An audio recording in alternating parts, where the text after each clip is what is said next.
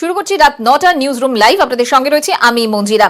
এর আগেই আপনাদের দেখিয়েছি আমরা দিনক্ষণ ঘোষণার আগেই রাজ্যে আধা সেনা চলে এসেছিল। এবার দ্বিতীয় পর্যায়ের আধা সেনা চলতি সপ্তাহে আসছে। এই আধা সেনা মার্চের দ্বিতীয় সপ্তাহ থেকেই নতুন বাহিনী মোতায়েনের খবর পাওয়া যাচ্ছে। বিস্তারিত জানবো, আমাদের সঙ্গে রয়েছেন সোমরাজ বন্দ্যোপাধ্যায়। সোমরাজ, হ্যাঁ দেখো, 8ই মার্চের মধ্যে রাজ্যে 170 কোম্পানি কেন্দ্রীয় বাহিনী আসছে। মূলত বিধানসভা ভোটের কথা মাথায় রেখেই দ্বিতীয় পর্যায়েরই 170 কোম্পানি কেন্দ্রীয় বাহিনী মোতায়েন করা হবে রাজ্য জুড়ে।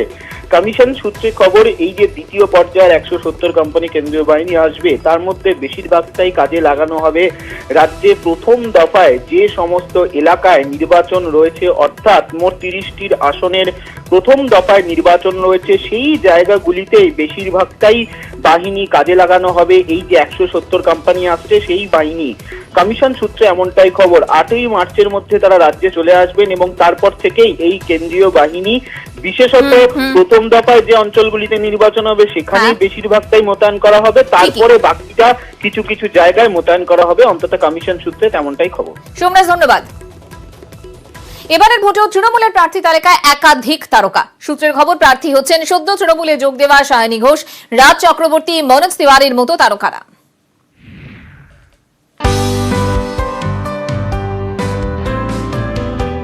ভোটের আগে দুই ফুলেই তারকা সমাবেশ। গেরুয়া বাহিনীতে যোগ দিয়েছেন রুদ্রনীল, যশ, হিরণ, শ্রাবন্তী। তৃণমূলে নাম লিখিয়েছেন সায়নী ঘোষ, রাজ চক্রবর্তী, মনোজ তিওয়ারিরা। সূত্রের খবর, প্রতিবারের মতো এবারও তৃণমূলের প্রার্থীর তালিকায় একাধিক সেলেবের নাম। সূত্রের খবর, এবার তৃণমূলের হয়ে ভোটে লড়বেন সায়নী ঘোষ, রাজ চক্রবর্তী, সোহম চক্রবর্তী, কাঞ্চন মল্লিক, মনোজ তিওয়ারি। বঙ্গ অবশ্য আগেও দেখেছে তৃণমূলে তারকা প্রার্থীর ট্রেন্ড। 2009 সালের লোকসভা নির্বাচনে কবির সুমন, শতাব্দী রায়, তাপস পাল ঘাসফুলের প্রার্থী হন। এরপর 2011 সালের বিধানসভা ভোট, সেবার রায়দিঘিতে দেবশ্রী রায়, বারাসতে চিরঞ্জিত চক্রবর্তী, দমদমে ব্রাত্য বসু। 2014 লোকসভা ভোটে ঘাসফুল প্রার্থী করে দেব, সন্ধ্যা রায়, মুনমুন সেনকে। 2016 সালেও তৃণমূলের প্রার্থী তালিকায় তারকার ছড়াছড়ি। ইন্দ্রনীল সেন থেকে বাইচুং ভুটিয়া, রহিম নবী, লক্ষ্মীরতন শুক্লা, সোহম চক্রবর্তী। এরপর 2019 লোকসভা ভোট, সেখানে অভিনেতা মিমি চক্রবর্তী ও নুসরাত জাহানকে প্রার্থী করে চমক তৃণমূলের। অভিনেতা থেকে খেলোয়াড়, তারকাদের জনপ্রিয়তা বেশি, তারাই যেন ঘরের লোক। সেই জনপ্রিয়তাকেই ঘাসফুল শিবির কাজে লাগাতে চাইছে বলে মত পর্যবেক্ষকদের একাংশের। নিউজ 18 বাংলা। এদিকে প্রার্থীর নাম বাছাইয়ে কিন্তু অত্যন্ত কড়া তৃণমূল। স্বচ্ছ ভাবমূর্তি যাদের, তারাই প্রার্থী হবেন। দুর্নীতির অভিযোগ থাকলে নাম বাদ। 80 বছরের বেশি বয়সী যারা, তাদেরও তালিকায় রাখা যাবে না। মহিলা, তরুণ আর তারকা প্রার্থীতেই এবারে জোর দিচ্ছে ঘাসফুল শিবির। 3রা মার্চের পর এক দফায় প্রকাশিত হবে তৃণমূলের এই প্রার্থী তালিকা। ভোট ঘোষণা হয়েছে, এবার প্রার্থী তালিকা প্রকাশের পালা। সূত্রের খবর, প্রার্থীর নাম বাছাই নিয়ে তৃণমূল নেতৃত্ব কড়া। স্বচ্ছ ভাবমূর্তিরাই প্রার্থী তালিকায় জায়গা পাবেন। কারো বিরুদ্ধে দুর্নীতির অভিযোগ থাকলে নাম বাদ দেওয়া হবে। সেক্ষেত্রে কোনো মন্ত্রী, বিধায়ক বা হেভিওয়েটদের ছাড় দেওয়া হবে না। তৃণমূল নেতৃত্বের সিদ্ধান্ত, 80 বছরের বেশি বয়সীদের প্রার্থী তালিকা থেকে বাদ দেওয়া হবে। এক্ষেত্রে তালিকা থেকে বাদ পড়তে পারেন জটু লাহিড়ী, ব্রজমোহন মজুমদার, রবীন্দ্রনাথ ভট্টাচার্য, আব্দুর রেজ্জাক মোল্লা, রবিরঞ্জন চট্টোপাধ্যায়ের মতো নেতারা। যদিও বর্ধমান দক্ষিণের বিধায়ক রবিরঞ্জন আগেই ভোটে না লড়ার ইচ্ছে প্রকাশ করে মমতাকে চিঠি দেন। আজকে মিটিং হয়েছে, মমতা ব্যানার্জি ছিলেন, অভিষেক ব্যানার্জি ছিলেন, আমরা ছিলাম, এবং সেখানে কয়েকটা সিদ্ধান্ত হয়েছে। 80 বছর যাদের বয়স হয়ে যাবে তাদের মমতা ব্যানার্জি বিবেচনা করবেন দেওয়া হবে কি হবে না। যেখানে শুধুমাত্র মমতা বন্দ্যোপাধ্যায় ছাড়া আর কেউ নেই। প্রবীণ মুখরাই তো এতদিন সামলেছে বা সামনে এসছে। তো যদি প্রবীণদের বাদ দিয়ে দেয় তাহলে তো বুঝতে হবে তৃণমূল দলটায় আর কেউ থাকবে না। ঘাসফুলের প্রার্থী তালিকায় 40 বছরের কম বয়সীরা বেশি থাকবেন। গুরুত্ব দেওয়া হবে তরুণ ও নতুন মুখে। প্রার্থী তালিকায় মহিলাদের জোর দেওয়া হবে। প্রতিবারের মতো এবারেও তারকা প্রার্থীতেও প্রাধান্য দিচ্ছে তৃণমূল নেতৃত্ব। আমরা সবকিছু দেখেই প্রার্থী চূড়ান্ত করবো এবং চূড়ান্ত করার দায়িত্ব তো মমতা ব্যানার্জিকে দেওয়া হয়েছে। মহিলাদের তো আমরা সবসময় প্রেফারেন্স দিই। তৃণমূল সূত্রে খবর, প্রার্থী বাছাইয়ে 1 বছর ধরে রিসার্চ করা হয়েছে। ভোট কুশলী প্রশান্ত কিশোরের টিম কাজ করেছে। তৃণমূল নেত্রী নিজেও খোঁজ নিয়েছেন। রিপোর্ট নেওয়া হয়েছে কাউন্সিলরদের থেকেও। হেভিওয়েটদের প্রার্থী না করে প্রচারের কাজে লাগানো হবে। তৃণমূলের প্রার্থী তালিকা প্রকাশ পাবে ৩রা মার্চের পর। একবারই ২৯৪ আসনে প্রার্থী ঘোষণা করা হবে বলে তৃণমূল সূত্রে খবর। একসময় বামেরা উন্নততর বামফ্রন্টের স্লোগান তুলে ভোটে ঝাঁপিয়েছিল। পর্যবেক্ষকদের একাংশের মতে এবার তৃণমূলও প্রার্থী বাছাই অত্যন্ত কড়া। সুরটা যেন উন্নততর তৃণমূল। নিউজ 18 বাংলা। বাংলার ভোট শেষ হওয়ার আগেই নতুন অ্যাসাইনমেন্ট পিকের। পাঞ্জাবের মুখ্যমন্ত্রী প্রধান উপদেষ্টা নিযুক্ত হলেন প্রশান্ত কিশোর। 22-এর পাঞ্জাবে কংগ্রেসকে ভোট বৈতরণী পারের দায়িত্ব এবার তাঁরই কাঁধে।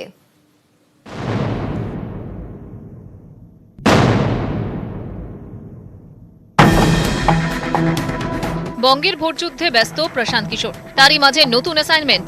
কংগ্রেস শাসিত পাঞ্জাবের মুখ্যমন্ত্রী অমরিন্দর সিং এর প্রধান উপদেষ্টা নিযুক্ত হলেন পিকে।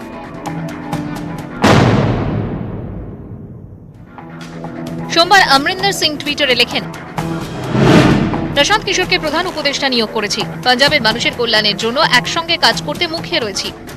আগামী বছর পাঞ্জাবে বিধানসভা নির্বাচন। পর্যবেক্ষকদের মতে সেখানে কংগ্রেসের তাজ বাঁচানোর দায়িত্ব পিকের কাঁধেই দেওয়া হলো। পাঞ্জাব সরকারের বিজ্ঞপ্তি অনুযায়ী ক্যাবিনেট মন্ত্রীর মর্যাদা দেওয়া হবে প্রশান্তকে। পাবেন সরকারি বাড়ি ও দপ্তর, একজন ব্যক্তিগত সচিব, একজন সহকারী, একজন ডেটা এন্ট্রি অপারেটর, একজন কেরানি এবং 2 জন পিয়ন পাবেন তিনি। বিমান, ট্রেন এবং গাড়ি, তার পরিবহনের যাবতীয় খরচ সরকারের। তবে বেতন হিসেবে সাম্মানিক 1 টাকা নেবেন তিনি। 2017-এর পাঞ্জাব ভোটে কংগ্রেসের হয়ে ময়দানে নামে পিকের আই প্যাক। সেবার রাজ্যে বিপুল জয় পায় হাত শিবির। তারপর থেকে অবশ্য দুপক্ষ কিছুটা তফাতেই থেকেছে। ফের কংগ্রেসের হাত ধরলেন তিনি। পর্যবেক্ষকদের একাংশের মতে এটা মোটের উপর স্পষ্ট বিজেপি বিরোধী শিবিরেই থাকবেন তিনি। এদিকে ভোটের মুখে পিকের নতুন অ্যাসাইনমেন্ট ঘিরে বাংলার রাজনৈতিক মহলে শোরগোল। নিন্দুকেরা বলছে বাংলায় হার নিশ্চিত বুঝেই অন্য চাকরি নিচ্ছেন পিকে। পর্যবেক্ষকদের একাংশ অবশ্য সহমত নন। তাদের বক্তব্য বাংলায় পিকের কাজ কয়েক মাসের মধ্যেই শেষ হবে। আগে ভাগেই পরের প্রজেক্ট বুঝে নেওয়ার জন্য অন্যায়ের কি আছে? কমলিকা সেনগুপ্তের রিপোর্ট, নিউজ 18 বাংলা। তৃণমূল কংগ্রেস আর বিজেপি অর্থাৎ 2 শিবিরে যখন প্রার্থী তালিকা নিয়ে জল্পনা চলছে, ঠিক সেই সময় অন্য শিবির অর্থাৎ জোট, সেখানকার কি অবস্থা? জোটের তো ব্রিগেডও হয়ে গেল, কিন্তু জোটে কি জট কাটলো? এখনো ঘুরপাক খাচ্ছে প্রশ্ন। ভাগিদারি করতে এসেছি, কারো তুষণ করতে আমি এসেনি। অনেক হয়েছে, আর নয়, ভাগিদারি চাই। মালদা মুর্শিদাবাদে আমরা পীরজাদাদের একটাও আসন দিতে পারবো না, not a single one. Malda Murshidabad যেখানে যেতে আসন আমাদের সেখানে কি করে দিব, ওসব হবে না। রাজনৈতিক মহলে প্রশ্ন, তাহলে কি জোটে জট? বামেদের সঙ্গে আইএসএফ এর 30 আসনে সমঝোতা হয়েছে, কিন্তু কংগ্রেসের সঙ্গে এখনো আসন রফা হয়নি। তাই নিয়েই বিস্তর জলঘোলা। সূত্রের খবর, মালদা মুর্শিদাবাদের মতো কংগ্রেসের কয়েকটি জেতা আসন চান আব্বাস সিদ্দিকী, যদিও প্রদেশ কংগ্রেস নেতৃত্ব তাতে নারাজ। আইএসএফও নিজেদের অবস্থানে অনড়। সোনিয়া গান্ধীজি তিনি চান এই বাংলার কেউ হয়তো একটু ঢিলে করছে। জোটে জট কাটাতে সোমবার ফের বৈঠকে বাম কংগ্রেস। সূত্রের খবর, প্রদেশ কংগ্রেস নেতৃত্বকে জোট প্রক্রিয়া দ্রুত শেষ করার নির্দেশ দিয়েছে কংগ্রেস হাইকমান্ড। তবে কংগ্রেস আইএসএফ সার্বিক জোটের সম্ভাবনা কম। কয়েকটি আসনে বন্ধুত্বপূর্ণ লড়াই হতে পারে। যখন সবার সঙ্গে বোঝাপড়া হয় তখন কমন কথা বলতে হয়, সেই উপলব্ধি তাদের নিশ্চয়ই হবে এবং যা বলেছে সেই বলাটা আর যাতে না চলে তার ব্যবস্থা নিশ্চয়ই তারা করবে। প্রার্থী তালিকা হয়তো বলতে পারবো না, কিন্তু সিটের তালিকা আমরা কাল পরশুর মধ্যে দিয়ে দেবো। বিজেপি তারা 2 জন বন্ধু পেল জাতপাতের নাম করে রাজনীতি করার, তার নাম সিপিএম এবং জাতীয় কংগ্রেস। আব্বাস সিদ্দিকী কংগ্রেসকে প্রকাশ্যে হুমকি দিল। সামনে হয়তো টুম্পা নাচ, কিন্তু ভেতরে মুখোশটা খুলে নিলেই বোঝা যাবে এটা মৌলবাদী শক্তি। নিউজ 18 বাংলা। রাজ্যে বাম কংগ্রেস আব্বাস জোট এখনো চূড়ান্ত নয়। ব্রিগেড সমাবেশেই আব্বাস কংগ্রেস অস্বস্তি প্রকাশ্যে এসেছে। এবার প্রদেশ কংগ্রেস নেতৃত্বের অস্বস্তি আরও বাড়ালেন প্রাক্তন কেন্দ্রীয় মন্ত্রী এবং বর্তমানে কংগ্রেসের রাজ্যসভার সাংসদ আনন্দ শর্মা। এদিন টুইটে তিনি লেখেন, আইএসএফ এর মতো দলের সঙ্গে কংগ্রেসের জোট দলের মতবাদের বিরোধী।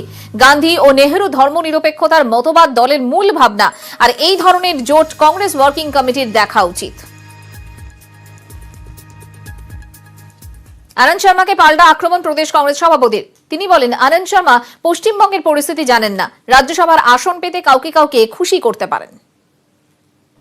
আনন্দ শর্মা জানি না কোথা থেকে কি সব শুনছেন, তবে আমাদের যদি বক্তব্য উনি শুনে থাকেন তাহলে উনি নিশ্চয়ই বুঝতে পারবেন যে আমরা স্পষ্ট বলে দিয়েছি, ধর্মনিরপেক্ষ গণতান্ত্রিক শক্তি যারা আছে পশ্চিমবঙ্গে তাদেরকে ঐক্যবদ্ধ হতে হবে টিএমসি নামক স্বৈরাচারী শক্তির এবং বিজেপি নামক সাম্প্রদায়িক শক্তিকে মোকাবেলা করার জন্য। আনন্দ শর্মাদের কাছ থেকে কখনো মমতা ব্যানার্জির স্বৈরাচারী যে সরকার চালাচ্ছে তার বিরুদ্ধে 5টা কথা আমরা শুনতে চাই।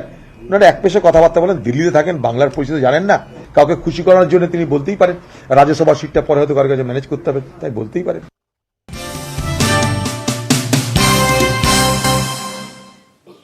টার্গেট 10-15 লাখের জমায়েত, হাতে মাত্র 7টা দিন। মোদির সভায় ব্রিগেড প্যারেড গ্রাউন্ড ভরাতে কোমর বেঁধে নেমে পড়েছে বিজেপি।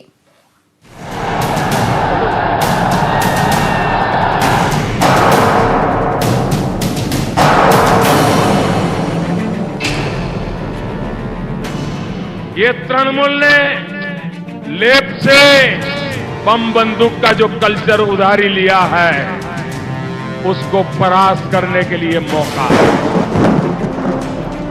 সিপিএম এর ব্রিগেড শেষ হওয়া এখনো 24 ঘন্টা হয়নি, এখনো মাঠ পরিষ্কার হয়নি, মঞ্চ খোলার কাজ চলছে। তারই মধ্যেই ময়দানে নেমে পড়েছে বিজেপি, বলা ভালো ব্রিগেডে নেমে পড়েছে বিজেপি। আমাদের হাতে সময় খুব কম, কালকে যা রোদ ছিল এই রোদটা দেখে তো এমনিতেই মাথা খারাপ, যে কিছু যদি ছাউনির ব্যবস্থা করা হয়। এর আগের বারও আমরা হ্যাঙ্গার লাগিয়ে প্রোগ্রাম করেছিলাম। ব্রিগেড প্যারেড গ্রাউন্ড তো সাজছে, কিন্তু ব্রিগেডের এত বড় মাঠ ভরানো হবে কি করে? বিজেপি নেতারা বলছেন মোদির সভায় ভিড় উপচে পড়বে। পার্টির ইনফ্রাস্ট্রাকচারও আছে, নেতৃত্ব আছে, আর সাপোর্টার গ্রুপও আছে। 10-15 লাখ লোক সেদিন ব্রিগেডে আসবে। 10-15 লাখ জমায়েত তো আর মুখের কথা নয়। রাজ্যের তৃণমূল স্তর পর্যন্ত বিজেপির সংগঠন কতটা মজবুত হয়েছে তা অনেকটাই বলে দেবে ব্রিগেডের জমায়েত। ভোটের লড়াইয়ের আগে আরো এক লড়াই, বলা ভালো শীর্ষ নেতাদের সামনে রাজ্য বিজেপির অ্যাসিড টেস্ট, আর তাতে পাশ করতে বুথভিত্তিক টার্গেট নিয়ে নেমে পড়েছে বিজেপি। রাজ্যে বিজেপির 5টি সাংগঠনিক জোন। বিজেপি সূত্রে খবর, উত্তরবঙ্গে জোনে 1 লাখ জমায়েতের টার্গেট, দক্ষিণবঙ্গের 4 জোনে বুথভিত্তিক টার্গেট রাখা হয়েছে। প্রতি বুথে ন্যূনতম 10 জনের টার্গেট। কলকাতার কাছের জেলাগুলিতে বুথ প্রতি 25 থেকে 30 জন টার্গেট। জনপ্রতিনিধিদেরও বিশেষ উদ্যোগ নিতে বলা হয়েছে। জমায়েতে নজর রাখতে অ্যাপের সাহায্য নিতে পারে বিজেপি। কোন এলাকা থেকে কোন গাড়ি আসছে তাতেই নজর রাখা হবে।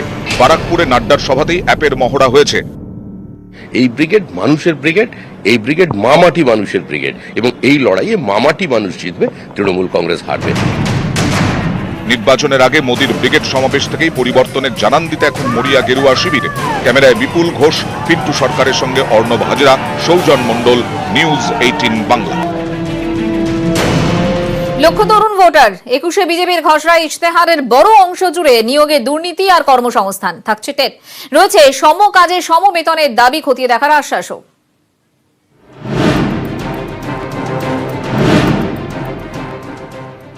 নিয়োগ দুর্নীতি থেকে অনিয়ম, গত কয়েক বছরে নানা অভিযোগে বিদ্ধ রাজ্যের শিক্ষাঙ্গন।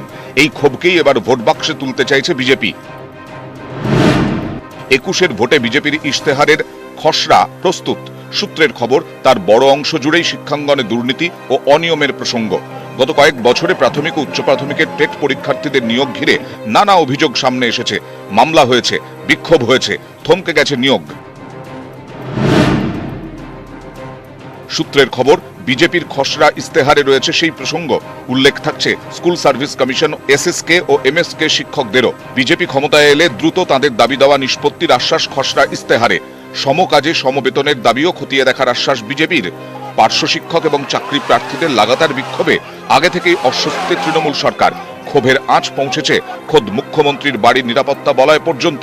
21-এর ময়দানে সেই ক্ষোভকে অস্ত্র করেই তরুণ ভোটারের মন জয় করতে চায় বিজেপি। অর্ণব হাজরা, নিউজ 18 বাংলা।